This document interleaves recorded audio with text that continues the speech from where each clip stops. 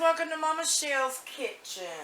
I want to show you something that you can do with tenderloin that you may not have thought of or even tried, but it is delicious. It's good to just eat. It's good to use as a meat for your gravy.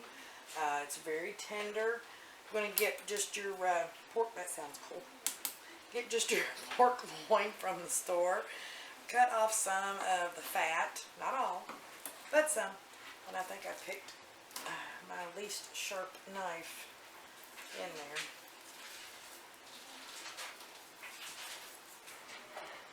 So cut off some of the fat. I'm not sure I need to continue to record this in case I decide to chop off a digit. But we're going to record it just for proof.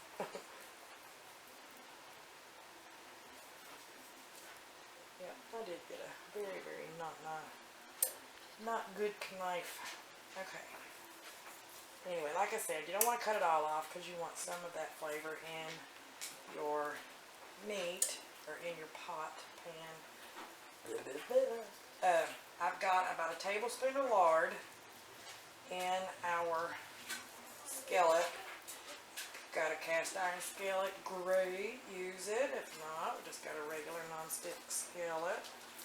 And we have added our tablespoon of lard.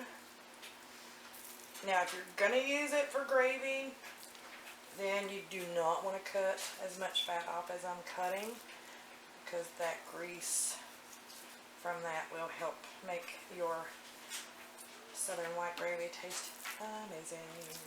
Okay, so we did that off. So next step is to cut strips.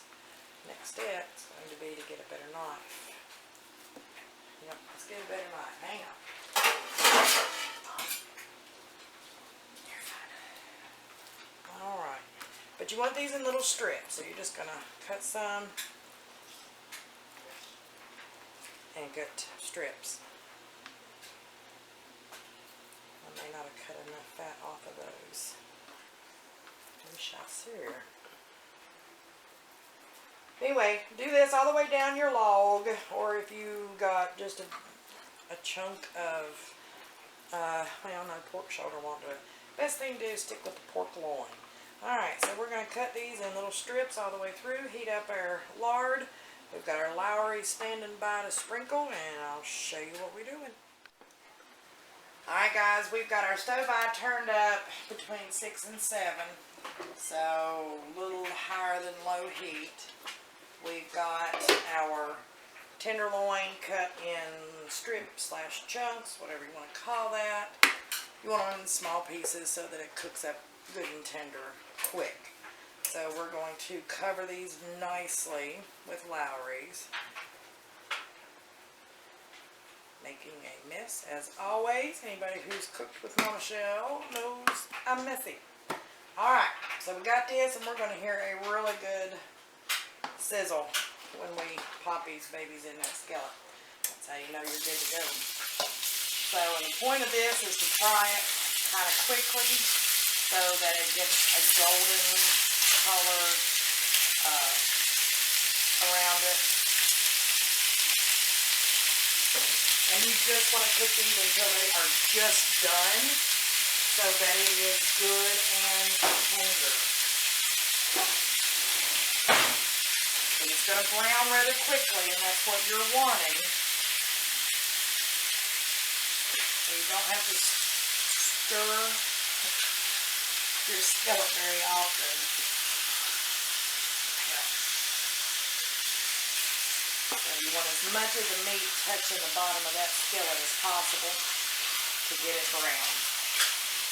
And then you'll turn, let it brown, turn it and let it brown. I honestly could not give you a time frame on this, because it's going to depend on how big you cut your tenderloin. It's going to depend on your oven and how hot it is, and how much you try to shove into a skillet. So we will cook these, and I will show you our finished product in a moment. Alright guys, once you've gotten your meat mostly done, you don't see a lot of pink anywhere. you're going to turn up your stove eye pretty decent, because you want to get these little brown markings on there. Don't know why. Makes a difference. Makes it taste so much better. So at this point, I have pulled out my tongs, and we're doing piece by piece over the hardest part of the stove, so that each piece can have a little bit of that dark golden brown color, which I don't know why makes such a huge difference in the flavor, but it does.